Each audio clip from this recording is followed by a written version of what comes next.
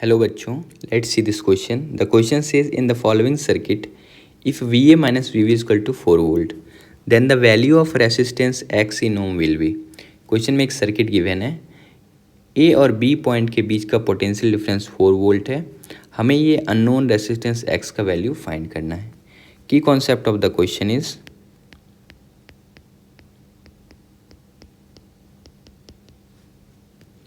By applying KVL Kirchhoff voltage law या फिर Kirchhoff का आप सेकंड लॉ इसे बोल सकते हो. ये बेस्ड होता है कंजर्वेशन ऑफ एनर्जी पे. तो इसकी कॉन्सेप्ट की हेल्प से हम लोग इस क्वेश्चन को सॉल्व करेंगे. अगर मैं इस सर्किट को वापस से यहाँ पे रीड्रॉ कर लूँ तो ये 10 ओम का रेसिस्टेंस है, ये 5 वोल्ट का बैटरी है और ये 2 वोल्ट का बैटरी है और यहाँ पे एक्स अननोन रेसिस्टेंस वही हमें फाइंड करना है. ये 10 ओम का रेसिस्टेंस है, 5 वोल्ट का बैटरी. मैं सिर्फ न्यूमेरिकल वैल्यू लिख दे रहा हूँ और ये एक्स, हमें ये एक्स का वैल्यू फाइंड करना है. क्वेश्चन में जो गिवन है ये वाला पॉइंट ए है, इसी चीज़ को वायर से थोड़ा लंबा कर दिया गया पर एक्चुअल में पॉइंट यही है. वायर से आप कितने भी दूरी पर जाओ पोटेंशियल डिफरेंस बराबर ही रहेगा. ये पी पॉइंट है. हमें ये एक्स का वैल्यू फाइंड करना है नोन रेसिस्टेंस. एक बात हमें गिवन है क्वेश्चन में, V A minus V B question में दिया हुआ है, यानी ए और बी का पोटेंशियल डिफरेंस बीच का ये 4 वोल्ट है. तो इसकी हेल्प से हम लोग इस क्वेश्चन को सॉल्व करेंगे. तो हमारे पास है लगाने के लिए किरचॉफ वोल्टेज लॉ. तो आप एक काम कर सकते हैं, हम लोग ए टू बी अगर हम लोग मूव करें चाहे इस पाथ से चाहे आप नीचे वाले पाथ से, तो दोनों के केस में क्या आएगा, पोटेंशियल डिफरेंस बराबर होगा. और यही तो रूल है केवीएल का कि आप एक पॉइंट से दूसरे पॉइंट तक किसी भी पाथ से मूव करो पोटेंशियल डिफरेंस हमेशा बराबर आता है. तो हम लोग क्या करते हैं, applying KVL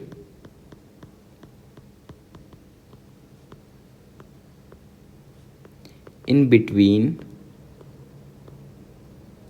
A and B. अगर आप ए और बी के बीच में केवीएल अप्लाई करते हो तो ए पॉइंट को मैं पोटेंशियल डिफरेंस वी ए लिख दे रहा हूँ.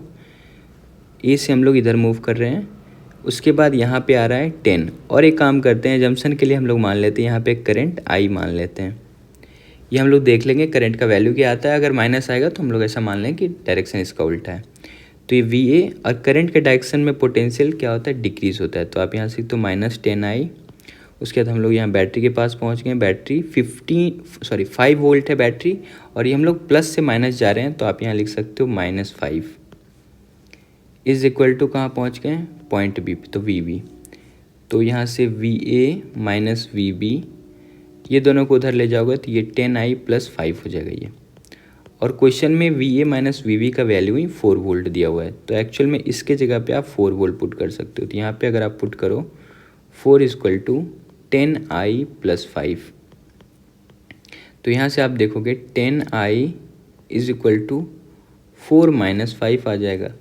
तो i इज इक्वल टू आप देखोगे -1/10, यानी आप लिख सकते हो -0.1 एम्पेयर का करंट फ्लो हो रहा है.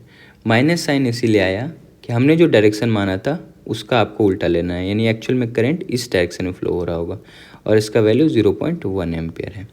तो अगर मैं इस सर्किट को यहाँ पे रीड्रॉ करूँ तो अभी तक हमें क्या क्या मिल चुका है.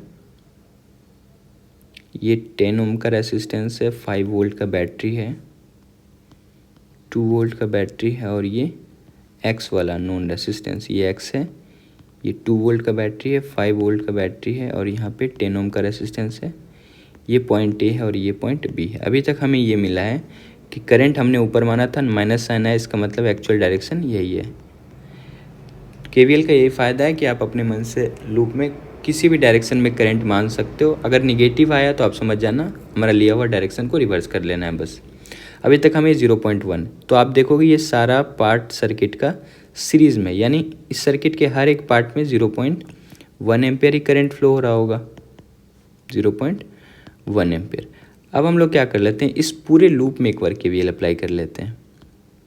आपको ऐसा लग रहा होगा कि ये पॉइंट है, बी पॉइंट हो सकता है, करंट इधर उधर जा रहा होगा, लेकिन ऐसा नहीं. ये एक लूप दिया हुआ है, ए पॉइंट यहाँ दिया हुआ है, इसका मतलब ये सारा ए पॉइंट है यहाँ से यहाँ तक. ये एक सर्किट बन रहा है. जब तक इसमें दूसरा कहीं करंट फ्लो नहीं हो रहा, हमें बताया नहीं गया हो, तब तक हमें ऐसा कंसीडर नहीं करना है. तब इस पूरे लूप में हम लोग केवीएल लगाते हैं. तो यहाँ पे आप लिख सकते हो अप्लाई केवीएल इन लूप. तो इस पूरे लूप में हम लोग केवीएल अप्लाई करेंगे तो हमें रेसिस्टेंस का वैल्यू मिल जाएगा।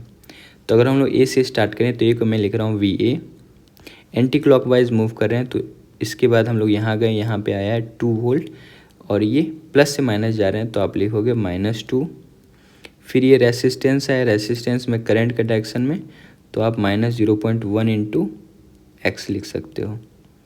फिर इधर जा रहे हैं, यहाँ बी पॉइंट है तो इससे कोई लेना देना नहीं। इधर बैटरी आ गया, बैटरी कितने 5 वोल्ट का है तो आप माइनस से प्लस जा रहे हैं तो आप +5 लिखोगे। फिर ये रेसिस्टेंस है 10 ओम का तो आप इसे आई आर की जगह क्या लिखोगे -10 इंटू 0.1। वापस से हम लोग कहाँ पहुँच गए हैं, इज इक्वल टू वी ए।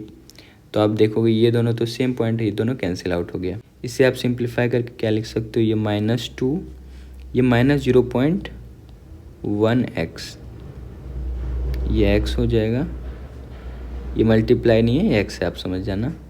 ये +5 और ये -10 इंटू 0.1 को आप लिख सकते हो 1 इज इक्वल टू 0। अगर आप इसे और भी सिंप्लीफाई करो तो ये -2 +5 और -1 जब ऐड होगा तो ये आपको मिल जाएगा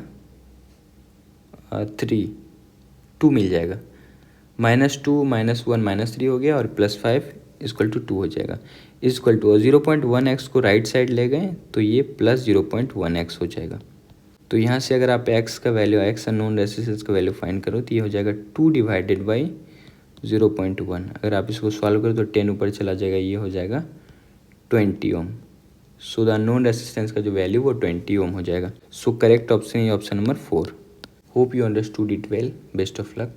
थैंक यू।